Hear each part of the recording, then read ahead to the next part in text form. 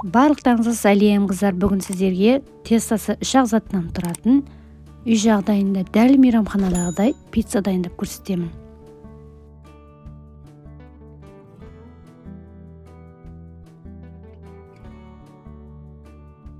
Ол үшін бізге ең алдымен бір пиала айран керек болады. Айранның үстіне жарты шай қасық сода салып, жақсылап көпіргенше осылай қасықпен араластырып аламыз.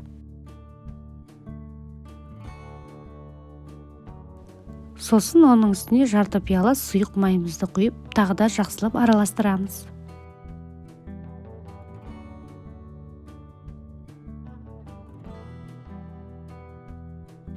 Үстінен електен өтілген ұнымызды аз-аздан салып, жұмсақ қамыр илеп аламыз.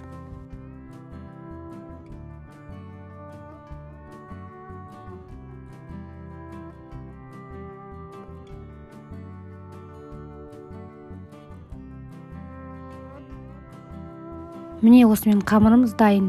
Бірден пиццаны осылай қолымызбен жайып, дөңгелетіп алсақ болады. Ешқандай да 20 минутқа тындырып, немесе ашытудың қажеті жоқ. Бірден осылай қолымызбен қалпын жасап, ішіне салмасын дәл видеодағыдай салып, өздеріңіздің қалауларыңыз бойынша түрлі салмалар жасаңыздар болады. Ешқандай майонез, кетчуп салмаймын. Осылай бір қасықты толтырып томат пастасын жағып жам, соның өзі жетеді.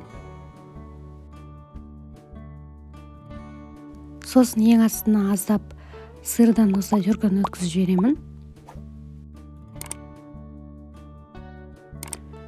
Колбаса, помидор сияқты салмаларды салып, осылай рет-ретімен теріп шығамын.